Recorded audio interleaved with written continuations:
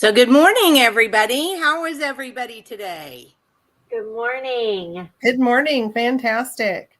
Good morning. Good to see you, Julia. And we have our guest with us today, Jana Belcher. And we're going to talk a little bit about Jana before we allow her to say anything. Good, I hope.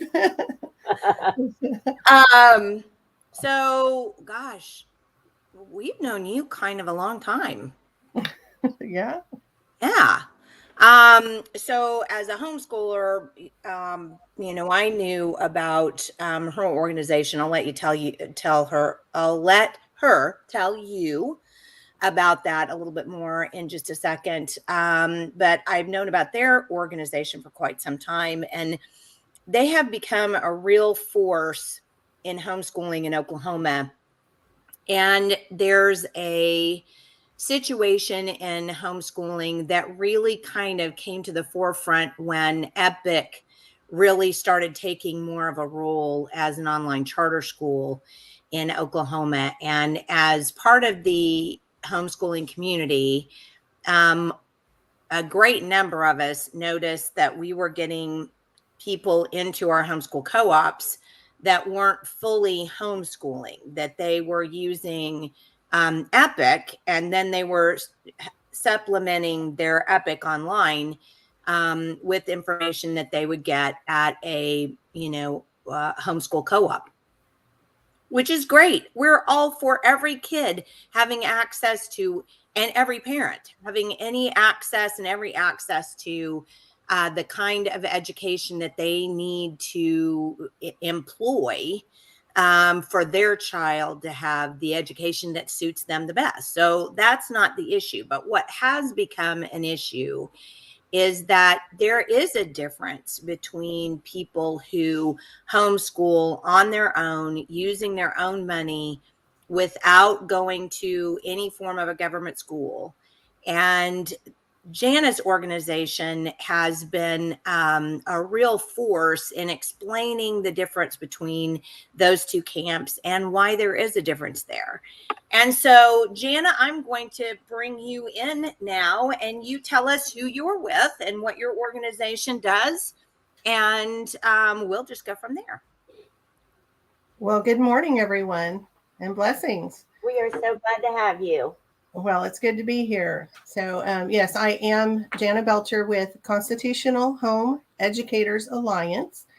And our main goal with Constitutional Home Educators Alliance is to educate legislators and also families and the general public on issues pertaining to educational freedom and parental authority and rights to educate their own children according to the scriptures, or according to their calling or their family's preference. And so what Jenny just said is true. We met through basically trying to watch out for and keep our freedom in Oklahoma to home educate. Oklahoma is the only state that actually has the original constitutional language allowing for educating your children at home without any kind of regulation or interference with the government. And our goal is to maintain that here in Oklahoma. And so a part of that is, I believe Rope invited me to come to a series of speakers, a workshop that you were doing. And we kind of got closer during that time. We had met before that, and we had seen each other at the Capitol and at different functions. But it was really neat to get to work alongside Rope with this particular theme in common, protecting the integrity of this freedom that we have to educate our own children. We recognize that freedom comes from God, was recognized in our original federal constitution. The American Constitution recognizes that. And then the state of Oklahoma Constitution recognizes that. So and so I was going to ask you, what does it say in the Constitution? Because a lot of people don't know what the Oklahoma Constitution says about homeschooling. So I wanted you to be really specific about that. And what does the Constitution actually say in Oklahoma? Okay, so I'm going to start with there are three choices in Oklahoma already.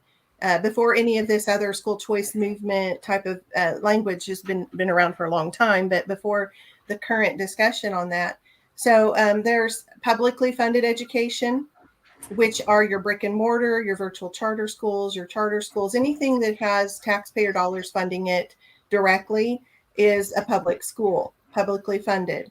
And then we have private education. And so I will explain where that comes from in the Constitution. Private education could be the traditional brick and mortar schools, private schools, parochial schools. There's even online or virtual private schools. And the definition for that is that it's private funded and it's institution directed. So the publicly funded is also publicly directed or institutionally directed by the school boards and the governing bodies there. And then likewise with the private school, it's privately funded and then it's institution directed. So you're paying someone and they direct the education. With home education falls under the category in Oklahoma called other means. So other means of education refers to primarily constitutional home education because it is privately funded and parent directed. So that does mean that parents use a lot of different resources, but the funding is the key point, and the freedom and liberty that comes with that is because you're paying for it. You're sacrificing the things that you would normally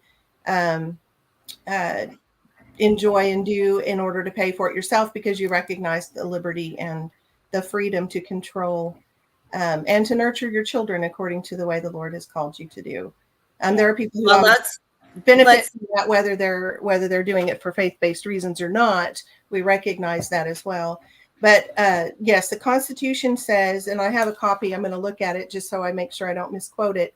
But in Article 13, Section 4 of the Constitution, it guarantees the rights of parents to educate their children by other means, stating that the legislature shall provide for, and then this is the quote, compulsory attendance at some public or other school unless other means of education are being provided of all children in the state who are of sound mind and body between the ages of 8 and 16 for at least 3 months each year.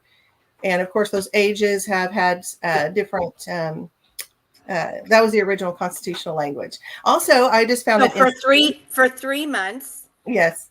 And we've blown past that, yes. that train stop. And exactly. then to 16 years of age. And now we'll just keep them there as long as we can. Well, and starting at 8 years old, which in my county, when we were writing planks, we had to go back and look at different languages that have been added to this since, and recognizing that we were debating on which should it say kindergarten or 5-year-old. And we had people saying, well, I started at 4 years old. And now the schools want to do the pre-K program in the public schools, and they really want your infants to be in the public schools. And so we had to debate this language, but the original language of the Constitution that I'm quoting here had very different parameters for that. Also, and they actually also said that they would appropriate, the legislature shall appropriate $42 per student to take care of this education. So yeah, choke on your coffee, Jenny. I don't have that in front of me right now, but I did reread that recently. So holy moly! Yeah. Even if we prorated it to what $42 would be for today, I would still say, let's do that. Yeah, no kidding. So the other means of education language directly applicable to home education, since it was added for that specific purpose. There is a gentleman who was part of the founding of the Oklahoma Constitution who said, you know, my wife does a good job. She reads the Bible with my children, makes sure they do their reading and writing and spelling and things. And there's not a school in our area. And it would be a burden or a hardship for my family to be compulsed to send their children to an actual building. And so that's how they wrote that language. So just in case people think it's been misinterpreted or whatever, that was the original intent of it. So the statute from 2014 says it shall be unlawful for any child who is over the age of 12 years old and under the age of 18 years old and who has not finished 4 years of high school work to neglect or refuse to attend and comply with the rules of some public, private, or other school, or receive an education by other means for the full term of the schools of the district or in session. And so that was a different statute in Oklahoma that came out in 2014. Would, if they were like working for a uh, like an apprentice program, like if could they do something like that and that count towards the education program? So I'm going to say yes, under for sure under the other means of education, because the parent is the school and the principal and the sole decision maker. The only thing that we really encourage families to do is to take a look at and make sure it's comparable in not necessarily method or style, which we do whole workshops on that, how to take a lot of your life lessons. Just a teeny bit of history on me. I taught public school for 5 years, and of course I did some long-term subbing and my education before that. But everything I did in the classroom, you know, you learn about Montessori, you learn about whole language, you learn about all these different ways to make your classroom more lifelike for the students. And so everything I did in the classroom, I kept reinventing. For instance, I made like a little store. Kids could earn bucks by turning things in on time or being nice, or, you know, all the little things that you give them like a little coupon for. And then we would have store day, and I would have them spend their dollars and have to calculate it and give me the change and all of that. Everything up to decorating cupcakes. They had to purchase all the toppings with the money that they had been given. And so we did a lot of math skills that were revolving around these little, I would call them mini environments that we would make in the classroom, because I had the students in the classroom and that's the tools I had. And when I started homeschooling, I was like, I don't need a textbook to show me how to help my child count change. They can seriously just go with me to the store, and they can have their own grocery list, and they can go get the groceries, weigh the fruit, figure out which one costs more or less, help me with the money. And so I feel like that's kind of what you were asking, you know, an apprenticeship or life skills, or obviously an apprenticeship is you're working with a company or another person, not just the parent all the time, but it very well could be working with your dad in the shop or building a chicken coop or whatever it is that your family is doing. But yes, there are times when I taught public school that all I was doing was turning the classroom back into a house. You know, we were trying to do cooking lessons and bringing measuring scoops and cups and trying to teach the children how to measure things with a ruler. And, you know, and I thought, wow, we do this on a daily basis at home. So the transition to homeschooling for me was more about being freed and released to live naturally and do a lot of those things that were part of our school. Very interesting that you say that, because I mean, when I was in school, you know, back in the olden days, we didn't have air conditioning. I mean, you go in and you've got a classroom that is completely almost decorations are almost absent. You know, you might have a bulletin board that had Merry Christmas or whatever on it during that season, but it was, you know, very basic classroom warehouse kind of stuff. And then, you know, throughout the years when my kids were in school, all the teachers were decorating and putting curtains up. And then they would complain, of course, about all the extra out of pocket money to decorate their classrooms and all of that stuff. And I thought, why are you decorating your classrooms? And you just said it. It's to make it look more like it's at home. Well, if home is a better learning environment, why are we sending our kids to go pretend like that classroom at school is home? Well, and I wanted to bring up something, and I think that kind of ties in with what Julia was saying too. You were very specific about what kinds of education there are out there. So a public school is publicly directed. So if the money comes from the state, then the state directs that, right? But if and then if you have like a charter school or an online charter school or something like Epic, even though you're not going to school 5 days a week, you're not in a classroom 7 hours a day, you might be at home a lot of that time. The state is still funding that education, and the state is still directing that education, whether you're home more or not.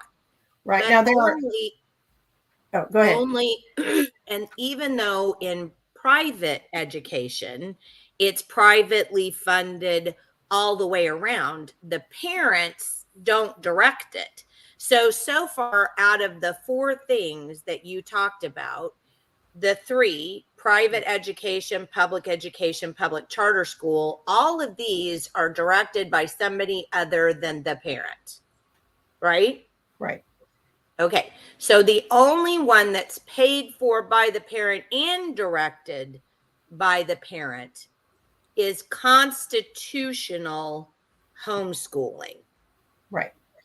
Now, And we call it's mentioned in the Oklahoma Constitution as education by other means. right.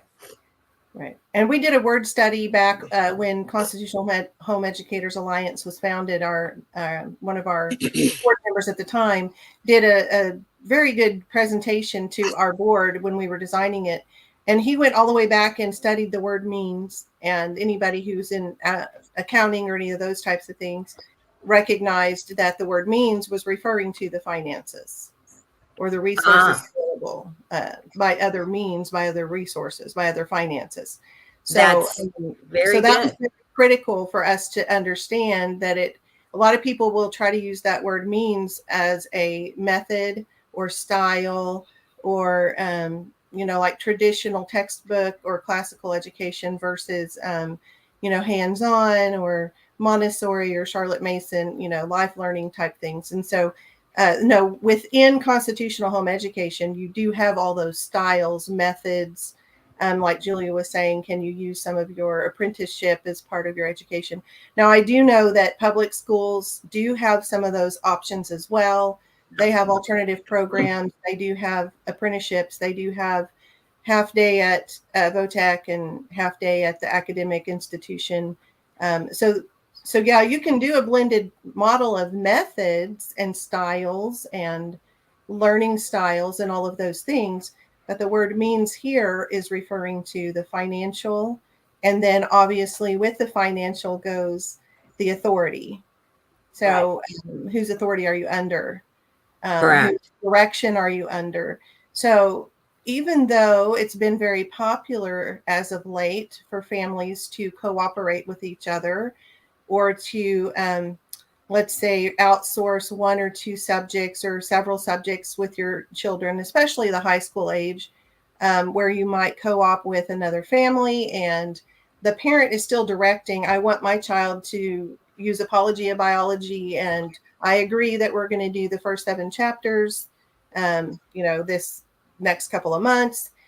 And they're still directing that education and they're still paying for it, even if they share resources with another family or pay a tutor part-time or something like that. So it goes back to parental responsibility too, right? 100%, yes. And in those cases, and so we actually do work with co-ops and hybrid models and tutoring companies or people that are just wanting to help other homeschoolers. And one of the things that I like to explain to them is a lot of it is language that you use. So when you hear the word teacher, it means a lot of things to a lot of people. When you're in a co-op, it's a lot easier, in my opinion, to call those resource people a tutor. Obviously, Mr. or Mrs. with their last name you could call. But I think when you're doing it in writing and stuff, it's kind of important to distinguish that we're not just dropping you off for all of your educational needs to be met all day. We are partnering with the parent to share in this one category that I'm good at. So if I'm really good at sewing or I'm really good at, we do a biology lab together. The parent is fully responsible for making sure they read all the material. If they want them to do vocabulary words or study for a test or anything like that, that's up to the parent. But the resource officer at the co-op or the tutor at the co-op literally provides an environment and a place for them to get together and do their experiments together, and does go through, the actual lab.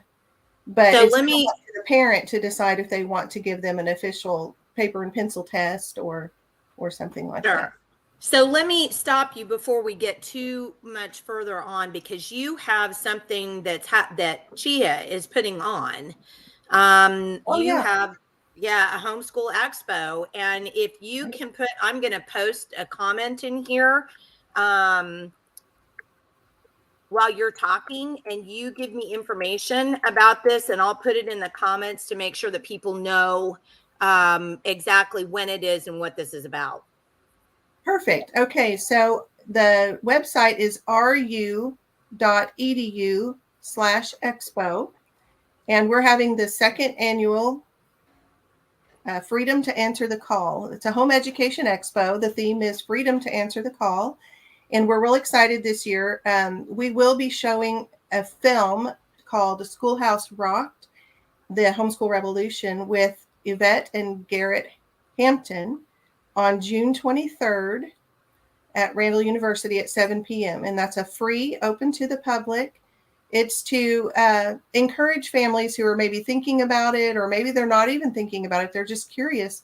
But this documentary, this film that the directors that are going to be there to meet and greet developed to show families anybody can do it. These different people that they've interviewed in this film were like, there's no way I could homeschool. It's weird. I don't even know what it is. And yet it shows them in a circumstance where they needed to do it and how they were able to do it. So that's the Friday night at 7. It's free. Randall University's in Moore. And then the next day we have an all-day expo, and I have availability for 60 exhibitors. We are a little over half booked right now, and I've got about 15 on the string.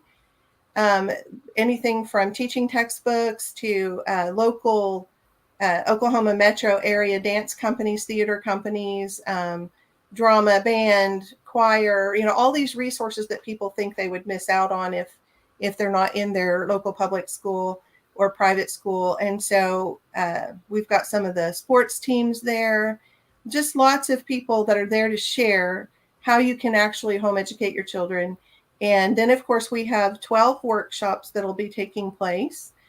We have themes, everything from how do I handle a toddler while I'm homeschooling a junior higher at the same time. That's a good one.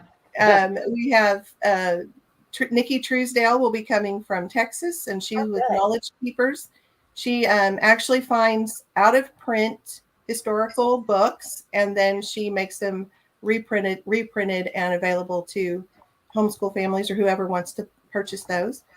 We have local speakers that are veteran moms and dads, and then we will have 2 full panels where we have different levels of experience of home education, veterans and families that have had unique circumstances. So maybe we have a family that went through a series of crises in their life, and they made it through, and show how they homeschooled through all of those adversities or all those seasons of their life.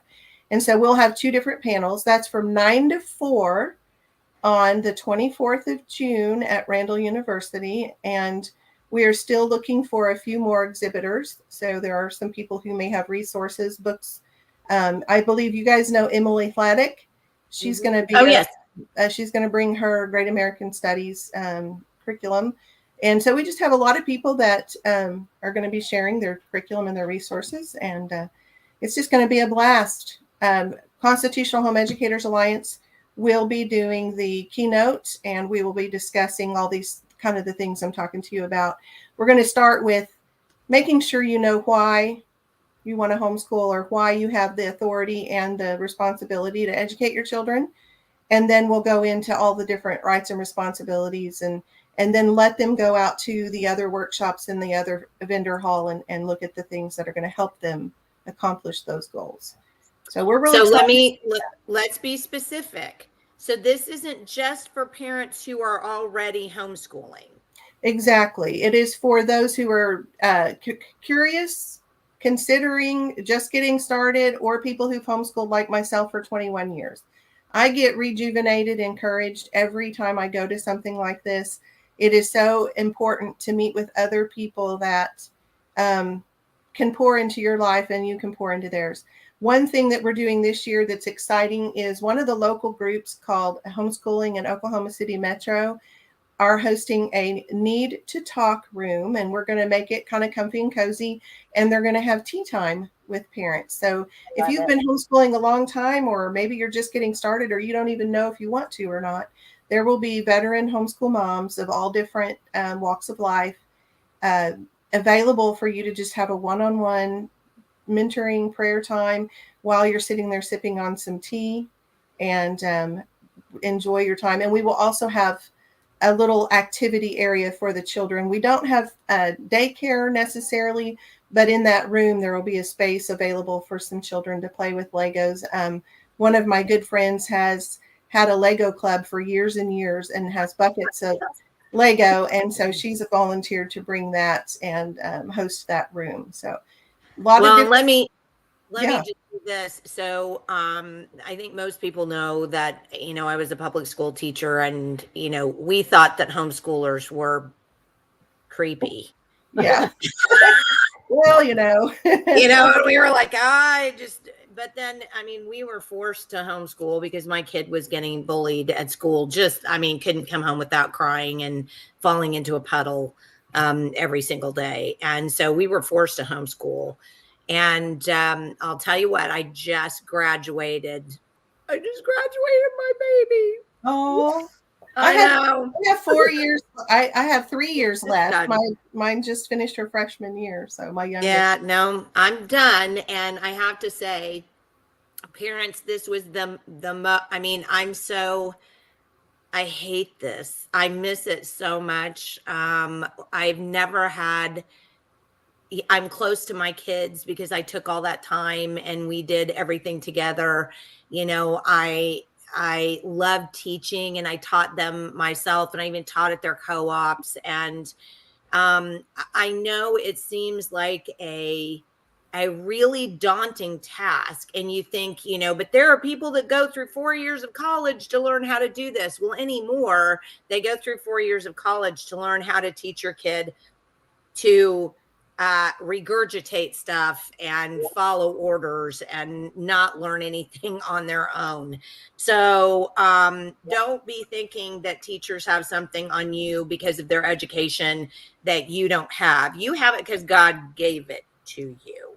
God gifted you with those children, and he made you absolutely fully prepared to do everything you needed to do for those children when you had those children. That's the beauty of our Lord. He is nothing if not graceful, and right, gives us everything we need. So please be encouraged to go to this homeschool expo, even if there's a pinch in a cell in your brain that's going, I wonder if I could do that. Go. Yes. Yeah. So I have noticed in all of my homeschool social media groups lately that there's just been an influx, and there's a lot of new co-ops that are starting up. Some of them are kind of a la carte, where you can go in and you join the co-op, but then you would pay the teacher, the tutor, or whatever to do the one class. Like, let's say I just need algebra, or I need something that I don't have. And those are great too. Right. And then there are the co-ops, which I would almost call not really a true co-op, because it's just morphed. It's just different. It's not like one's true and one's false. But the word cooperative literally meant we all come together and sit down and cooperate. So one person may have the gift of teaching or encouragement, and we would find those parents naturally going in saying, I will work in the nursery every hour and watch all these babies and love on them. If you'll take my junior hire and let them go make a rocket, or, go, do a PE class down the hall or something. And so, but we have a lot of people that are really reaching out right now and looking for a way to educate their children at home. And I also want to say that because of the mind shift, obviously we recognize it doesn't happen overnight, but I love to see those light bulbs come on when you're talking to a parent and they realize that it's not about marching to someone else's drumbeat. Like, it's about letting your children flourish in your home and flourish in the studies that you've set out in front of them. And that's a good point. Yeah. So homeschooling is not public school at home. No, or even private school at home. Yeah, exactly. Yeah. Homeschooling is whatever you want it to be, and whatever works for your kids. And that may not even be a pencil and a piece of paper or a test or whatever. And it's just over the years that the education establishment has made us feel like, we have to put these kids in these little boxes, and we have to test them, and we have to know how they're doing. Think about all the millennia of time of people on this planet where we did not have public school education, and yet we put men on the moon. We've invented the computer. I mean, we have all these, we just keep getting more and more advanced, and that started off on the shoulders of people who were homeschooling.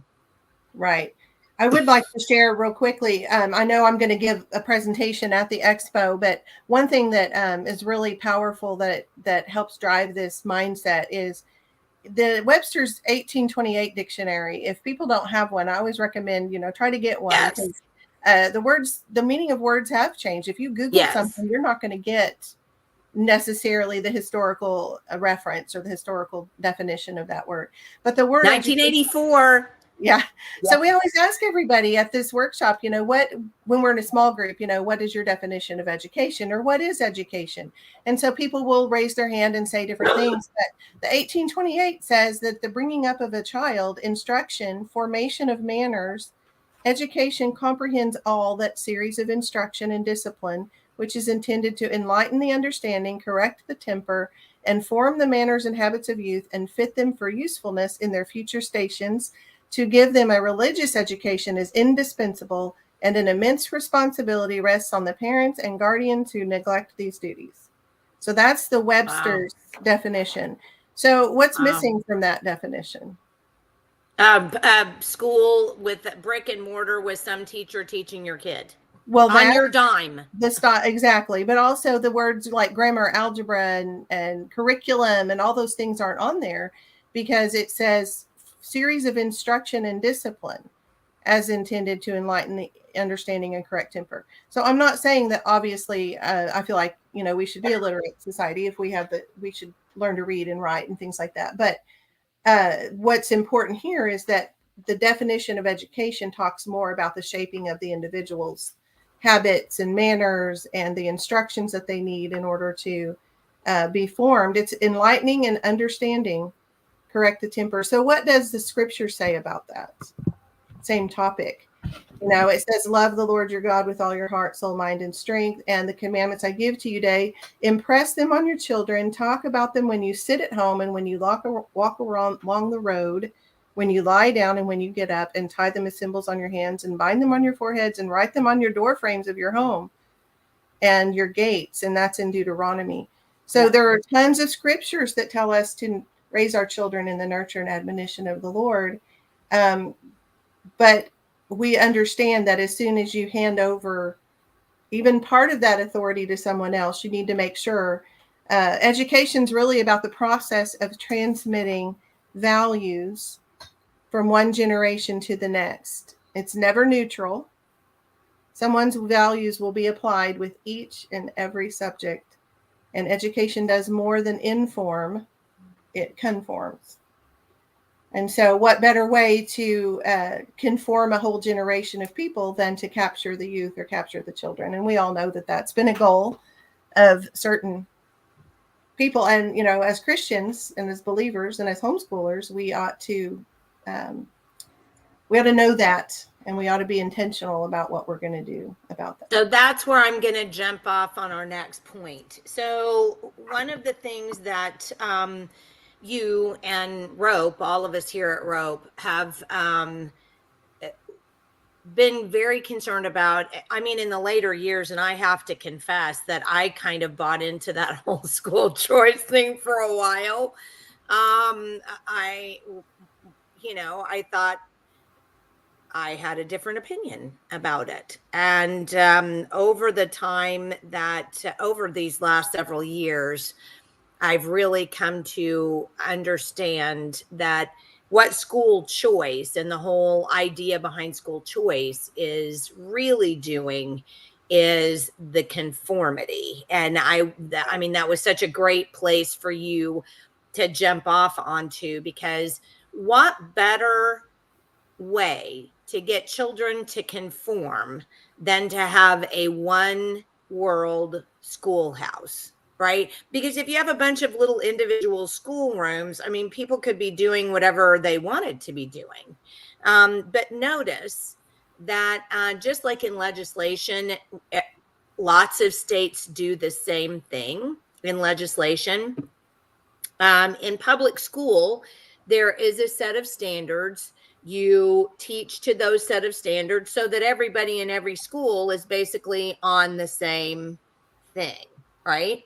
So we're basically just teaching kids in public school the exact same thing all across the state. So conformity, right? Yep. So if you so then the one place that there's really not conformity is for those of us who chose to remove our kids from the conforming centers and, bring them up on their own outside of that. So what would be the easiest way to get those people back into the conforming centers? It would be to offer them some money. Yep. And then once you offer them that money, lock them down with the rules that come along with taking that money. Would you agree? 100% agree with that. Yes. So we've done everything from back in, well, I've been involved at going to Oklahoma State Capitol and looking at legislation for about 20 years.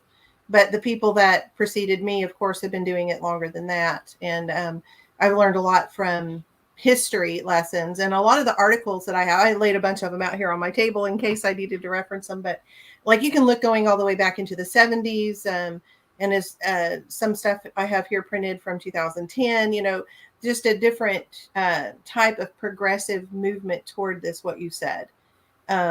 So understanding you're probably not going to get someone to just completely get rid of that liberty-minded mindset immediately. So what you do is you make it gradually common practice, and how things have morphed and changed over the years.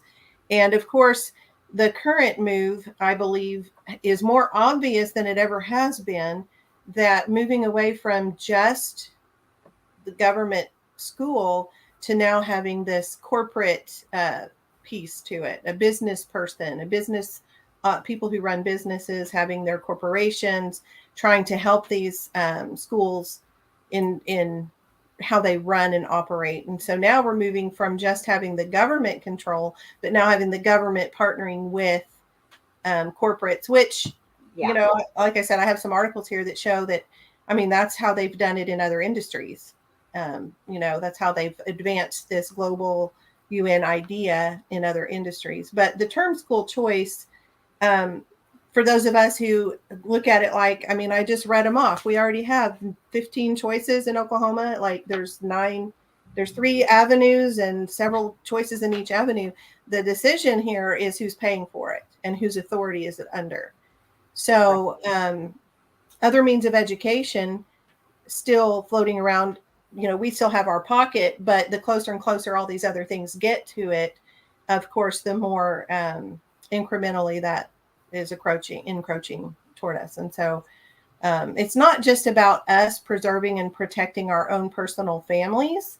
It's about protecting that mindset, that ideology that our, quite frankly, our founding fathers came here to begin with. So let me ask just another thing here. So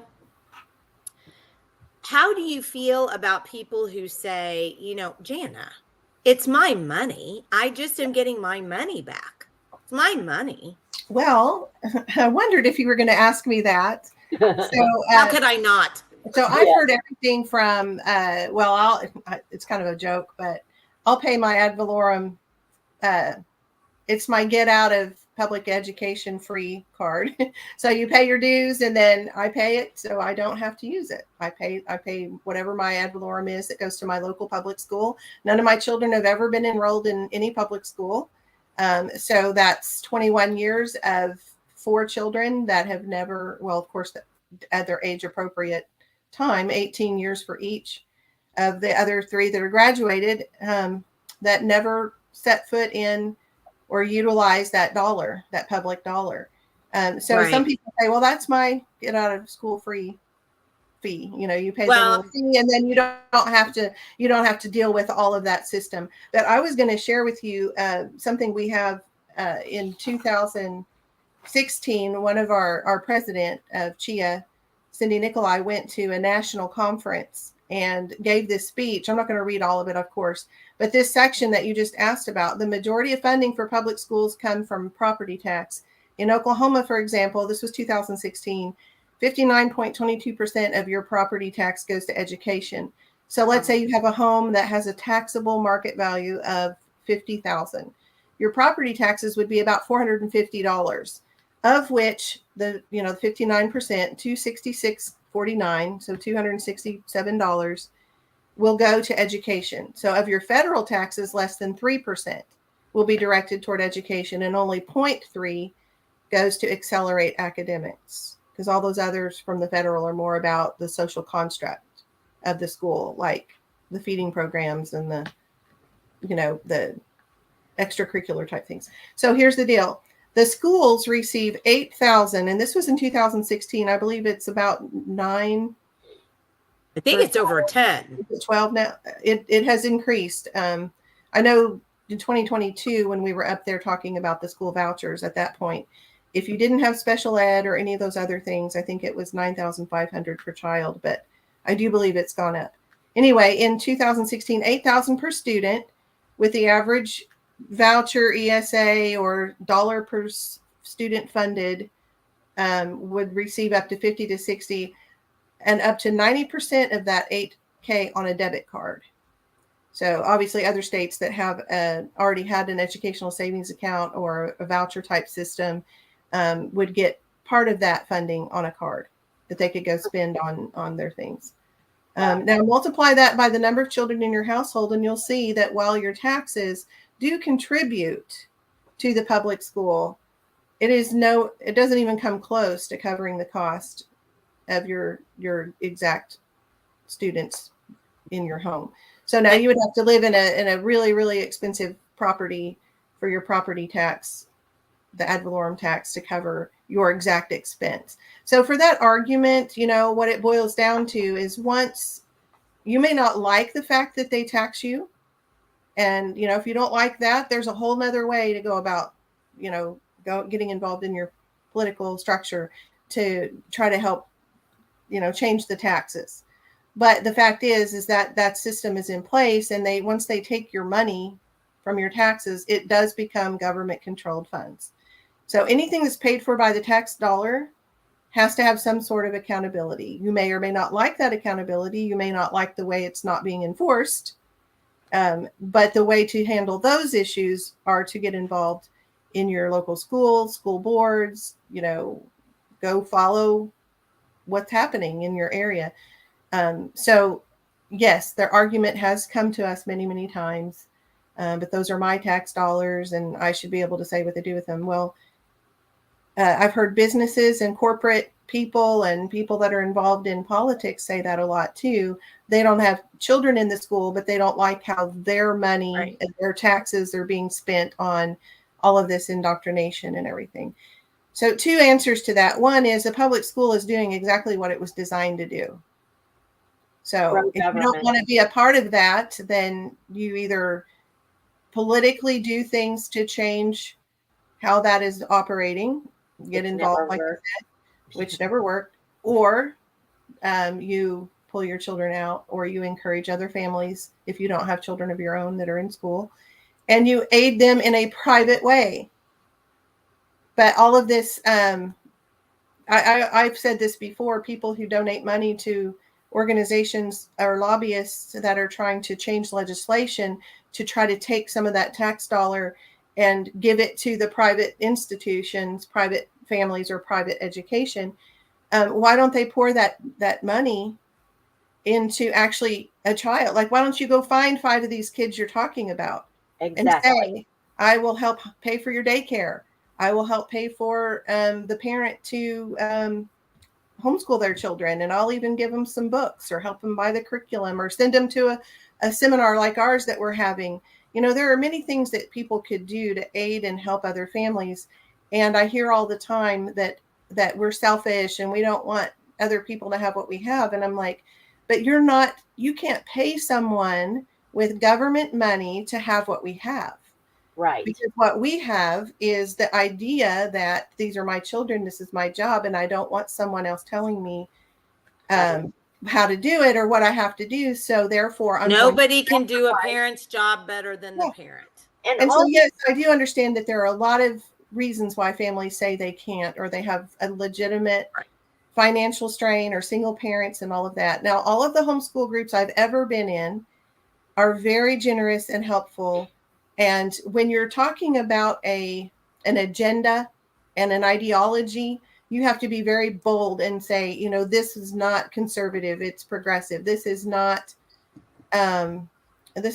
a freedom-minded individual liberty concept to take money from all these other people, put it in a system, and then say, now it needs to go to an individual family. That's socialism. It's redistribution. See, on anything else, we would call that socialism, but their narrative has to be, against that, because we're Republicans. We can't be being socialist. I want to back up just a second, because Shanna Hurst actually commented, can you choose not to take the tax credit? And I really want to answer her on that. I mean, she took the time to ask the question. So right now, that was most of the people who were for this comment to us at the state capitol this year. And they say, you don't have to take it, until you do.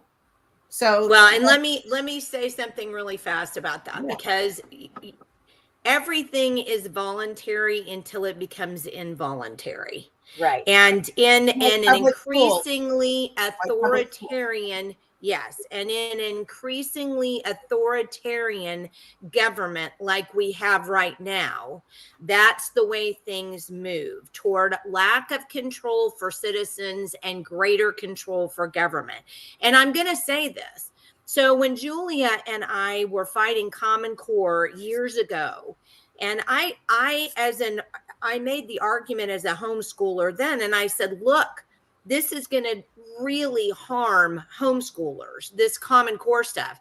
And they would say, how in the world can that be? You're not even in the public school. It's completely voluntary for you. You don't have anything to do with that. And I made the argument then that I have been proven right on over millions of times at this point in time. And I said, here's what's going to happen. Because money rules the world, and that's how businesses stay in business, is how much money they can get. It's going to become a race to the bottom of how many people can put Common Core aligned on their textbooks. Well, we still, as homeschoolers, use different kinds of texts. I mean, I tried to get old texts, but particularly in English, to use for my kids. But that's what ends up happening is all of the old books get shoved out of the way and put either thrown out or sold or gotten rid of, or, like Fahrenheit 451, they just burn them to get rid of them because the new textbooks are coming in. And I'm telling you, and Jana, I know you can back me up on this, the Common Core textbooks made a huge dent in the textbooks, especially in math. For people like Jana and I and all of the other homeschoolers we spend more time getting on websites trying to find old books because any of the newer ones are somehow Common Core aligned. Well, let me tell you, Shanna, I didn't buy into Common Core.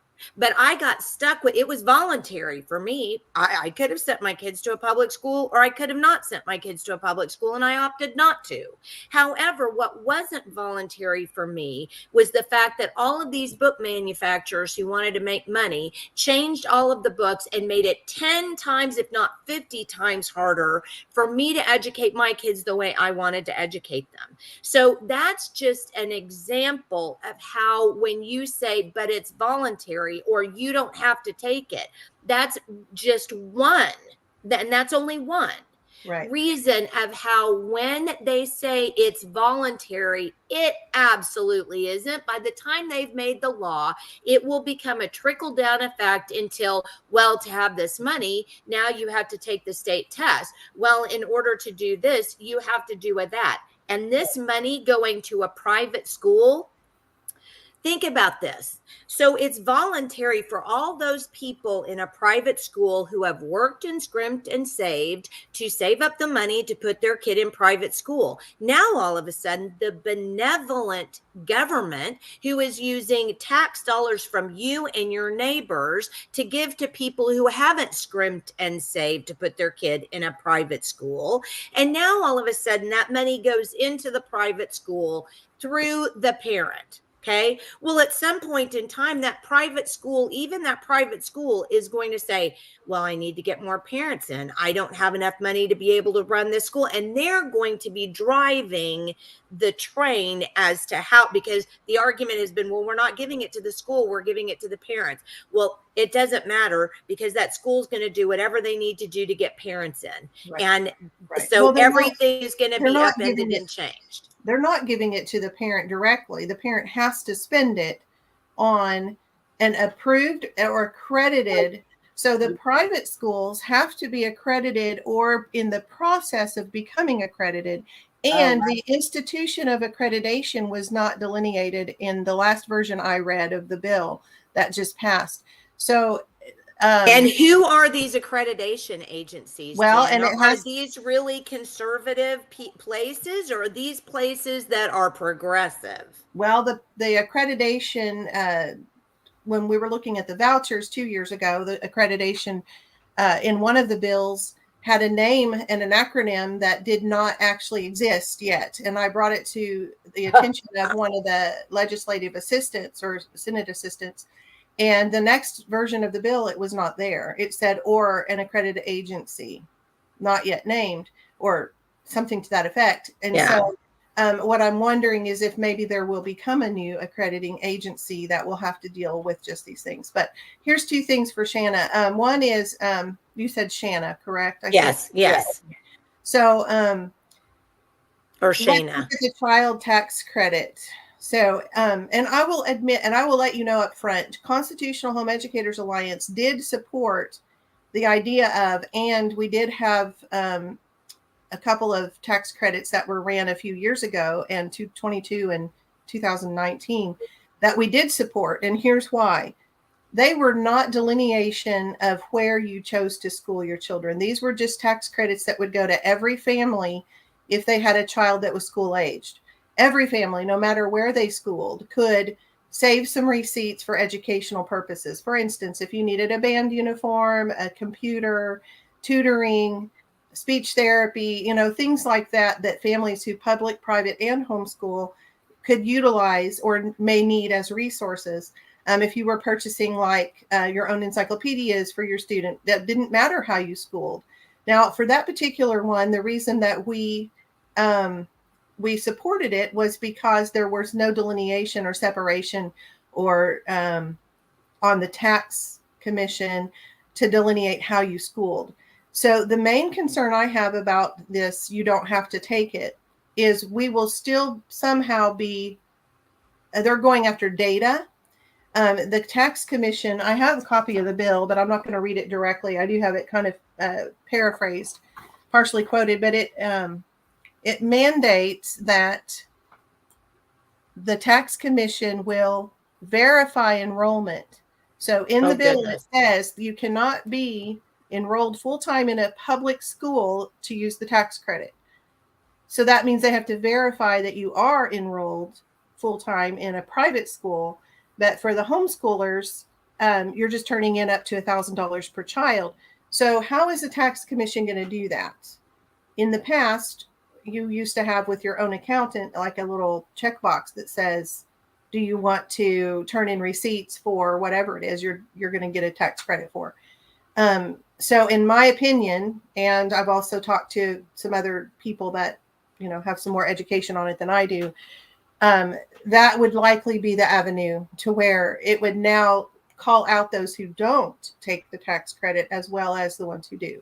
So simply by not marking I public school, I private school, or yes, I want to turn in receipts for my home education, having those options on the form are a concern as far as strings attached type of thing.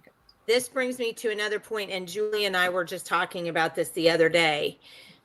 So after the Common Core and during the Common Core thing, Julia and I and our friend Lynn Hoblitzel, who was also on the board at the time, started going to these meetings that were, because don't forget, there were 4 pillars of the Obama change for education. And one of the pillars was to create a state longitudinal database system, or an SLDS is what it was called. And Janet Barisi, who was the superintendent at the time, was all in on the state longitudinal database. And she brought in a guy from, where was he? New York or something? DC. Oh, that's right, DC. That's right. To run this database system.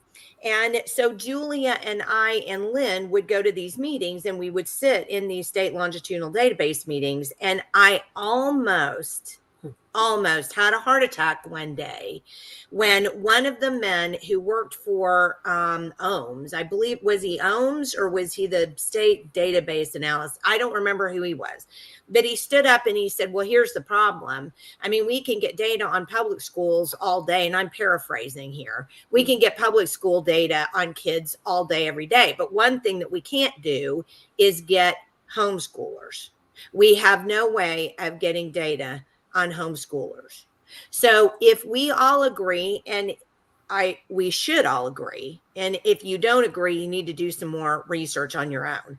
So if we all agree that data is the currency of control, then how is it that getting homeschoolers into something, whether now it's a private school, because they still collect data in private school, especially if they're on any kind of a federal program or they take any state aid at all, then they still collect information. So you guys have got to start thinking broader than what you're thinking, because this whole world is it's like vultures after our children. Is what it is. Right. So the regulation, many do not understand the principle that with the government money comes accountability, which also means mandates and control. And I just found the comments on here, and I've noticed that, Dana, of course, our friend over here at Moms for Liberty, she's gotten all of this in the comments over here. Agree. It's all about control. When we talk to individual people, we understand you yourself are not trying to control my child, right? So you're an individual person, but this mindset of giving money and the titles of it, empowering parents. Well, God empowered me. Yes. Like, why are we not telling parents, get off of the milk and feed your own family, get off of the fish we've been feeding you every day for your whole life, and go learn how to go fishing. We're doing what they're saying is opposite of what that we've absolutely all these years. So empowering parents, or let the money follow the child. That one, and in fact, Jenny, I think one of the first times you told me, you were like kind of surprised at me when we first met. I said something like that. I said, that's like child trafficking or something. It's like I remember that. Other people's money following my child. No, there is a boundary right here that says they're my children. God gave them to us. They're not society's children. They're not the state's children, and they don't belong to, and the whole "it takes a village" mindset. I understand if you're coming from a, like even the homeschool moms set, yes, it's nice to be around other homeschoolers, other like-minded people, And we do rely on one another, but that's an individual idea. Like, I need my neighbors, I need my friends, I need my family. We all work together. That is not from the top down, a government saying it takes a village to raise the children. And people don't, a lot of people, younger people, don't realize it takes a village became a kind of a standard cliche because Hillary Clinton wrote a book entitled "It Takes a Village." We don't want our kids in Hillary Clinton's village.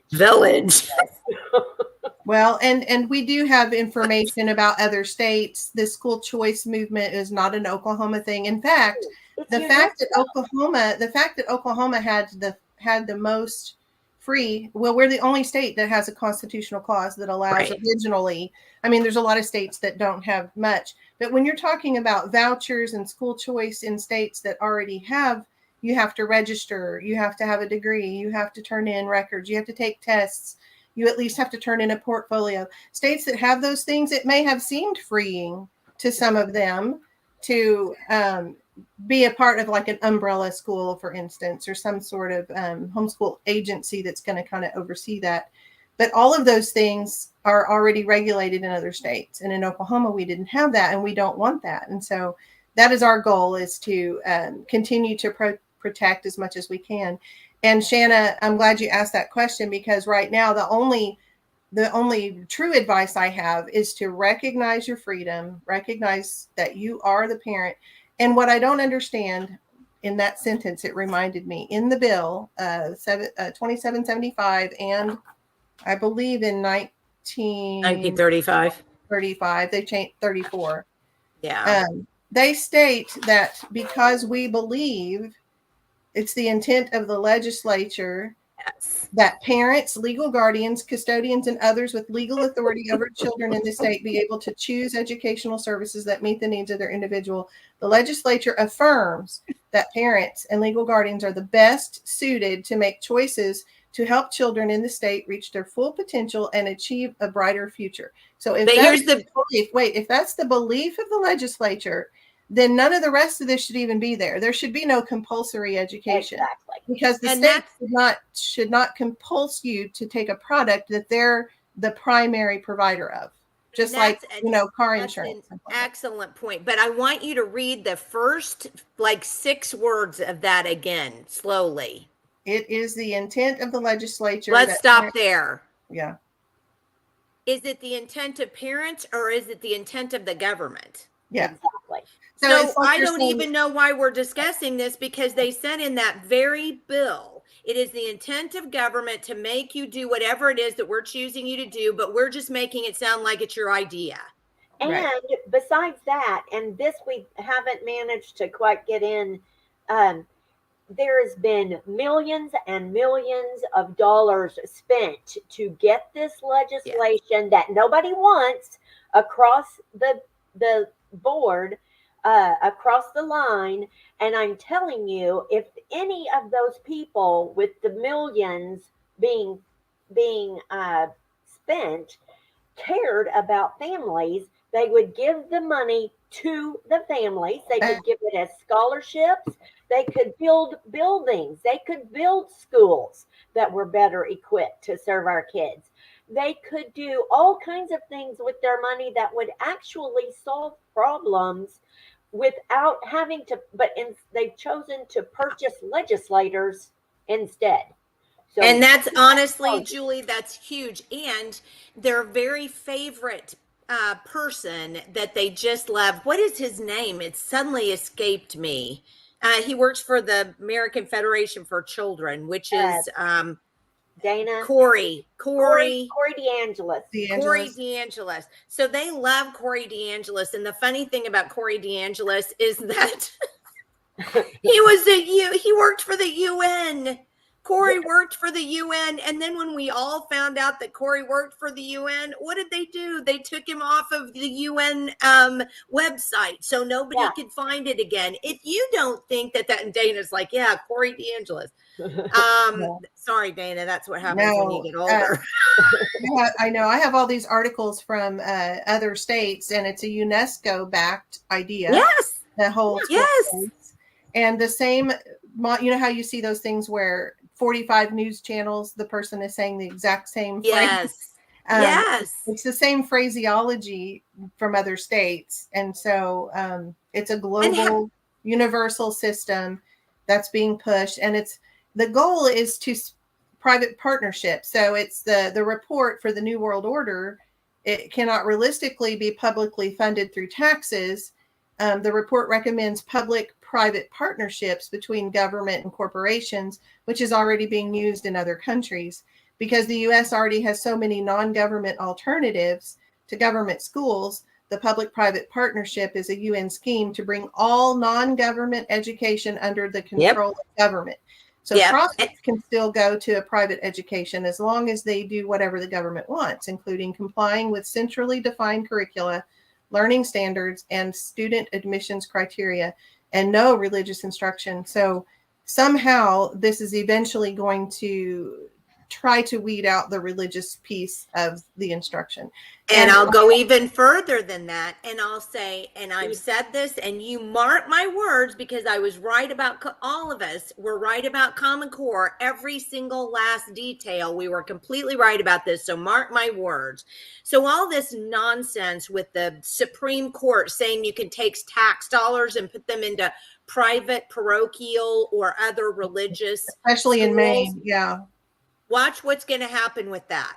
Yep. The Satan schools who already have Satan clubs. If you missed it, you should go back and look at the podcast that Michael and I did on Satan schools, or on Satan clubs in public schools. You watch what's going to happen. The ACLU will back a Satan private school, and we will end up funding a Satan private school. And I guarantee that that's going to happen. And yet, where are legislators?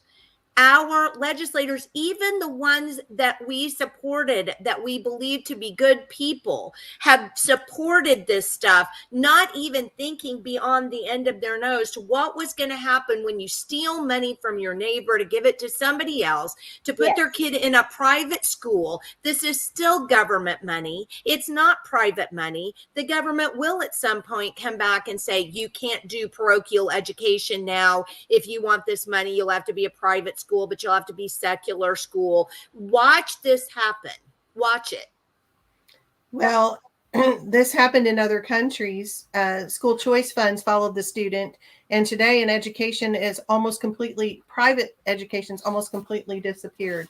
Australia, South Africa, Alberta, Canada, homeschoolers enjoyed more liberty in Alberta than they did, but then they started getting $500 per child in government funds, and it starts out little. In fact, I heard people say, and it's probably an article that one of the people who were pushing the school choice, I read recently in Oklahoma, literally said, and it's mainly the Koch brothers, by the way, and AFP. Americans for Prosperity and the Koch brothers have been stumbling all over themselves, along with Oklahomans, OCPA, Oklahoma Council for Public Affairs. They've been huge in this. So you need to stop and parse out who these people are and where they get their money. OCPA gets a lot of money from the Walton Foundation. The Walton Foundation has also been working with the Koch brothers to be able to do this. Globalists. These are globalists. And you guys are thinking that this is great. I can't even believe it. It's so crazy. Well, and like I said before, the difference is individual people who are like, oh, look, I can write off $1,000 on my taxes if I keep my receipts. They don't understand. They aren't the enemy. They're not the ones that, they aren't really guilty of anything other than we need to educate and show them how participating in it. I look back in my life and I think, how many things did I participate in that I didn't know, I didn't understand, and it's kind of one of those things. Once you do understand and then you've got to speak up, or you've got to. And I understand, but Jana, seriously, our legislators should know that their only job is to protect our liberty. And absolutely. That's a totally different thing. I'm not talking about the private individuals. I'm sorry. And they every time. Every single one of them, I hold them all their feet need to go to the fire, because they should have been stopping and paying attention to what was going on and not bowing down to leadership in any way, shape, or form. And they should have been protecting our liberty. And they're the ones that are going to throw homeschoolers under the bus. And any of them that voted for this last budget, I'm sorry, they have no qualms about taking money from one group, largest budget in Oklahoma history, and they're lauding the place, applauding themselves and patting themselves on the back for passing the largest budget, comprehensive education, and yeah. I mean, it's. Oh, and I wanted to back up though, because bless Shayna's little heart. She said that's what I was afraid of, another list to be put on to watch. I remember trying to find non-CC curriculum. Glad I'm done homeschooling my daughter, but looking at the future for possible grandchildren. And God love her. I mean, that is the problem. I mean, those of us who did go through CC and know exactly that it did exactly what it was set out to do, and we may have gotten it repealed from state law in Oklahoma, but it's still used. They did it anyway. Nothing we did made one hill of beans difference. All of that curriculum was changed. Everything that they're doing right now, and just to get money. I mean, AFP just to get money from Coke, OCPA just to get money from the Walton Foundation, wherever else they get it. I've got their, 1099 around here. I'll have to look at that. But the point of the matter is this should not be happening, and conservatives should never think that it's okay to rob from Peter to give it to Paul for any reason. Well, and another thing is that that's true people coming from other states ask on all of our homeschool groups, it's like, oh, is there a way to get funds for your school? Like, I came from this and that state, and they're little, I don't want to call them, what do you call it when they go test the waters, like a spy? Like, they come in and they ask questions. Would you be interested if our company came in? And so I encountered one such situation where like 45 people were pulled off into this private Facebook group. If you want more information, private message me. Well, I did some research and found out that this company from another state, I believe Idaho, and then also they have a division in California and Arizona, were going to come in, and they're looking to start their company. And it would be very similar to Epic, only they say instead of it being a charter public school, it works alongside communities, either homeschool communities or local public schools, to be the provider. And then they only take a percentage of the state dollar. And so what they do is they say, we'll do all of the virtual homeschooling families for you.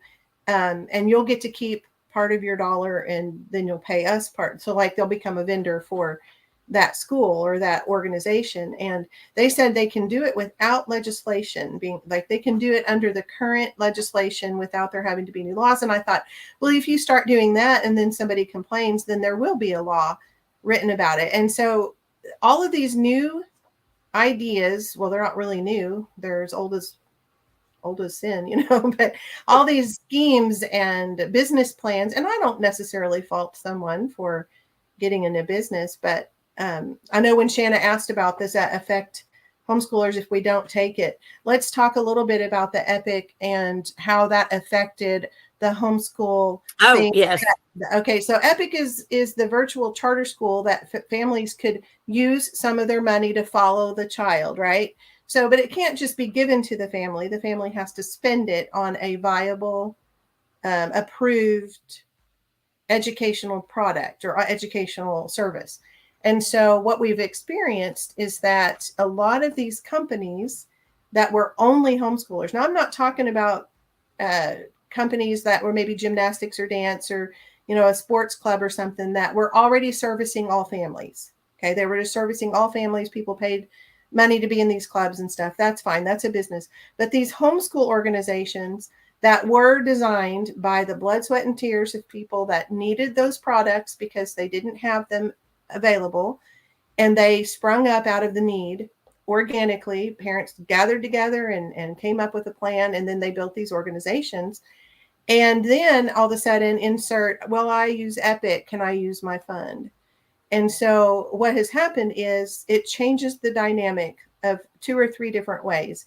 One is it causes the company itself to have 2 voices that it's listening to. Okay, I have to get approved and accredited by the approval process to become an eligible vendor for my publicly funded students. Right. And then I also have the ear of my privately funded students. Well, if I know I'm guaranteed their income every month, I don't ever have to, deal with a private company, a private parent who maybe had an extenuating circumstance and they may not be able to pay until next week, which historically homeschool clubs and groups have been very generous and kind and work with each other, right? Like, I have a problem, I'm running a company or a nonprofit, but I realize you have such situation, you're privately funded. But then once they know they're going to get a check from the publicly funded student list every single month, it changes the dynamic of how they operate their business. Right. And they usually have to hire someone else to help with the paperwork that it requires. They have to keep copious records, keep them separate. And then from a privately funded, constitutional, homeschool, liberty-minded viewpoint, I don't really like the idea of my child's name being on the same roster. It's not that I don't like those families or I don't like those other children. It has nothing to do with the relationship between them or they're not good people or anything like that. It just has to do with some agency is asking for the records of their finances. And then my private, I walk in and I want to have a private conversation with this company and have a private relationship with them. And now all of a sudden that relationship is mixed together with those who have to turn in records and turn in things to be accountable. So that's just one thing. That's just one area where it can become cumbersome. And then obviously the cost. I know my friend Carrie and I and Jenny, and we've joked about this. It's like, well, if you're teaching my child horseback riding lessons for $20 a month, and then you find out that you can get 40 students and they will pay up to $40 each to ride your horses because they're on the, you can become a vendor. Well, the next thing you know, you have to make sure you have 2 bathrooms at your corral when people come out to ride. Whereas before, maybe you just let me go use your restroom in your house or something. But now that you've got these students who are being paid for by the government fund, you kind of change how you operate. What if you have to have certain helmets for all your kids? Whereas I may have brought my own, and I take responsibility for my own child while they're riding your horse because I brought my own helmet. But if you're going to take government funds, they have a list of things that you have to do in order to become a vendor or become a service provider. So with this tax credit, it may seem like those accountabilities are not going to happen. But we know that anytime you're getting money, and one thing about the tax credit is it's really not a tax credit, which I think is kind of the title of this conversation. The reason we're talking so much about vouchers and the government money for people who didn't earn the money, it's other people's money, is because this was a fully refundable tax credit. Jenny did an article about this. So if you want more information about that, you can go read her article. It's very laid out. But families who don't have a tax liability, is the way I understand it, they can turn in the receipts and get a refund, just like when the income tax refunds come. And if they're going to use it in a private school and they need to hold their spot, they can apply for it ahead of time. So now you're getting an advancement on a tax refund to hold your spot in a whatever the institution is. Now, how that affects homeschoolers, if you're getting $1,000 per child, and let's say you do a 1 day a week, which wouldn't genuinely be a co-op if you're going to drop them off or whatever, but let's say you're doing a one day a week little mini school or micro school or hybrid or something. Would you be able to take an advance on that to pay that? Some of the places that I take my children, you can pay in advance for the whole year, or some of the co-ops you pay by semester. Some co-ops, they pay the teacher every time they come, or they pay them monthly. So those questions are still all out there because there was no the definition of how it's going to play out. It literally just said the tax commission would figure out a way to make sure that it happens. And so the rules haven't even been promulgated yet. So we've got to have more government in order to disperse the money that supposedly you're keeping. Right. It says the advancement of certain credit it says providing procedures for claiming credit, directing the commission to give first preference in making installments to taxpayers, authorizing dual participation in certain programs, which I don't even know what that means.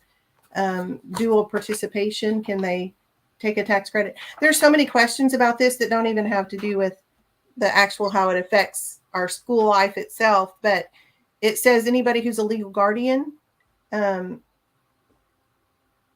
So what if the grandparent or someone who's eligible to act upon on behalf of the child? So I know a lot of people that are in private school that the grandparents, even both sides, like maybe the mom's grandparents and the dad's grandparents on both sides, contribute to their Right. school fund. And so who's actually applying for the tax credit? Right. Is the parent, or are the grandparents going to take turns? Like this year you get it, next year I get it, or And that as those a questions are still there. taxpayer, can I not just decide I'd like for my money to go to this school and not that school? I mean, Well, and that's a good question, Julie, because That is a good question. we already have a tax credit scholarship that Brandon Dutcher at OCPA, who has been pushing all of this stuff, there's already a tax credit scholarship. So if you don't have kids or you're a grandparent and you want to help, you have the ability to donate to this scholarship for these kids, for a scholarship for kids to go to the Oklahoma Scholarship Fund, to go to a private school. We already had that where, private individuals could do that, but no, we had to have government get involved in that because that's where we're going to go, is the steal control. your money easily. Yeah. So we're coming up on 1 hour and 30 minutes, and we try to do this in an hour, which we never really get done, because there are always, so many things to talk about and not enough time to talk about them. But Jana, to close out for today, just give us some things off the top of your head. Remind us again about the Homeschool Expo, and then and Shana just said another government agency to regulate these tax vouchers, growing that government. And that again makes me so irritable, because if you are a person who is a legislator in Oklahoma, and you have said that you are conservative and you voted for this, that's a lie. You either don't understand what conservatism is, or it's just gaslighting. You just plain want to gaslight. I don't know what it is. But if you voted for it, and I don't care because a lot of people have said, well, you just don't understand that the leadership was making us do this. Well, unless they literally held a gun to your head, and at that point the police should have been called, then no, you can't say you're conservative and grow government like this and steal money from one person to give it to somebody else, because this is not a tax credit. It's a refundable tax credit, and that's what this is. So again, I'm getting off my soapbox. Jana, close us out here. Tell us about your expo, and is there anything that parents can do and close us out? Okay, well, one thing I didn't mention about the expo is we do have a used curriculum and book sale. So we were talking about families who've homeschooled for years, and before we went live, I showed the ladies, I'm in my resource room, and it's a bedroom one of my children moved out of, and I have 5 shelves right now, and I have my garage full. Families who have homeschooled for 15, 20 years have been donating stuff to me. And my goal is to eventually have a place other than just my home. But the goal is families can come into your home, and that you can talk to them, and you can find out some of the things about their life. And then you can send them home with a box of books. That's great. It does not take everything I have here does not take that to home educate a child for 12 years. I can educate my child with pencil, paper, a few minor things, and you can even check things out at libraries. But come to Randall University. on June 23rd and 24th, ru.edu/expo for details. The conference is $20, but if that's a burden to someone, we do have some scholarships, ways they can come without paying. The movie night is free. If you come to the movie night and decide you want to stay for the conference, come find me and we can work something out. ru.edu, June 23rd and 24th. Used books, lots of exhibitors that offer resources like art and dance and theater and textbooks and all kinds of fun things. And then we will also have 12 workshops going on and the Need to Talk room where you can find one-on-one mentoring and encouragement. No matter where you are in your journey of educating your children, whether you have toddlers and babies and you're just thinking about what you'll do, or you're coming out of the public school, or you've been homeschooling for 20 years like myself, there's something for everyone. And we love to have everybody there. So there we go. Well, again, thank you for being with us, Jana. We Yes. love talking to you. And, Great you job. know, don't forget, parents, you can do this. It's a doable thing. And go to the Homeschool Expo. Absolutely. Freedom to answer the call. All right, ladies. Thank you so again much so much. for being with us today. And you probably aren't surprised that we were 30 minutes over. But I actually didn't realize what the goal was on the time. So I wasn't even watching the time. Thank you. Yeah. It's always just it's a goal. Okay. Yeah. All right. All We'll right. see. Thanks again, Jana, and we will see you soon. And Julia, we will see you again on Friday. And our Yes. guest on Friday is I knew this a second ago. I did too. I guess. I'm not sure, but we will have a guest again on Friday. So please drop in again at 9:00 and we will see you then. And have a great day, Julia. And we will see you on Friday.